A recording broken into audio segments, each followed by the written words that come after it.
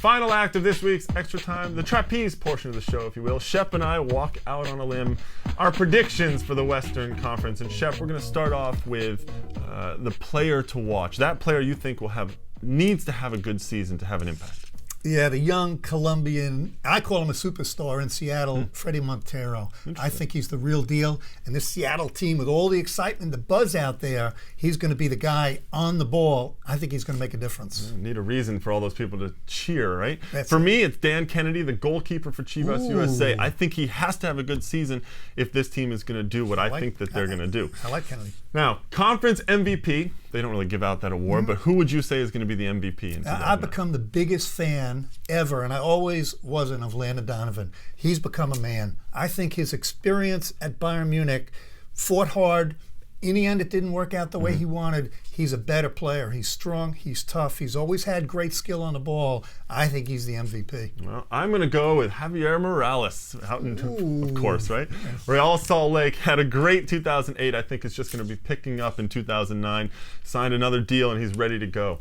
Who's going to be the biggest surprise, or what will be the biggest surprise in 2009, Pete?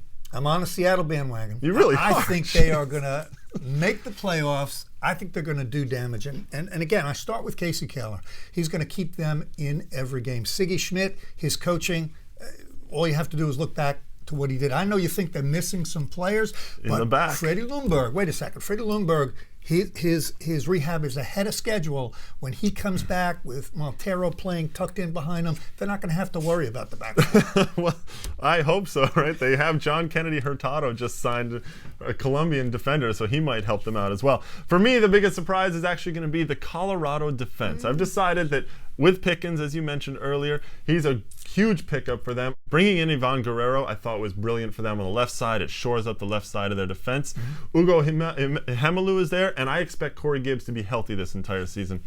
Great defense right there. Well, biggest disappointment in the Western Conference. This one's going to hurt because it's not their fault, but it's Chivas. I think Chivas, first of all, you have to have good expectations to be a disappointment. That's true. And Chivas has great expectations, but let's assume they lose Sasha Kljestan. That's not my biggest concern. My concern is Ante Razov. Does he recover at his age and still be the great player that he once was? Galindo, we talked about him earlier. Does he stay healthy? He's so brittle. You talked about Kennedy. I like him, but that's a raw talent, unproven. Well, for me, I think that the biggest disappointment is going to be Donovan Ricketts, the goalkeeper for Los Angeles. I'm just not buying it. I'm not buying the goalkeeper, the Jamaican goalkeeper for Los Angeles. I can't argue with you. Who's your champion for the Western Conference? Real Salt Lake. Under the radar screen, on the bandwagon now. Jason Kreis, I think, in the Western Conference, didn't do much to a team that got on a roll last year, but he's got them playing as a unit. Raimondo, solid in goal. Re-signed Chris Winger to a long-term deal. They just play as a unit. If Movsisian has the kind of year, and Morales, your pretty boy spraying the ball around, I think they win the conference championship. Well, for me, I think the Western Conference is going to go to Chivas USA. Forget your disappointment. I think they're going to be healthy. They're getting Galindo back. They're going to be healthy. They are. Eskandarian, for the first half of the season, they're going to have Kljestan. They're going to get a big leap out of there. I actually like their defense. Lawson Vaughn, I think, is coming back. He's going to be terrific for them. When Bobby Burling gets back from surgery, I think he's going to do a great job. Chivas USA, conference champions in the West. Well, let's jump into our mailbag really quickly. Stuart from Nowheresville and James from Medford, Mass. They both had similar questions. They look at teams like Real Salt Lake and Columbus and what they've done, not changed their roster much since 2008, and they wonder, do you think that teams with pretty much the same core roster for 2009 will have some sort of an advantage? That's a good question, and I think the answer is yes. If it's not broken, don't fix it. And they kept their core intact, had good seasons last year. I think they'll do it again. I kind of agree. Yeah, definitely. When you look back to sort of New England and Houston not changing their core over the years and making it the final again and again.